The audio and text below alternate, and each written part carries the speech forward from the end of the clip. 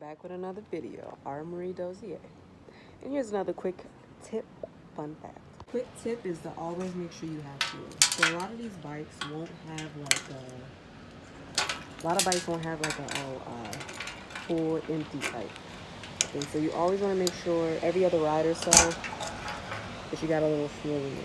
And if you don't necessarily see it, just shake it around a little bit. You hear it? Yep, that sounds about 50 miles. Yep. And you got enough gas. You just want to make sure you always have enough fuel, because you don't want to be caught out here naked in your motorcycle just because you ain't got the lever to show you how much gas you got. Alright, take care.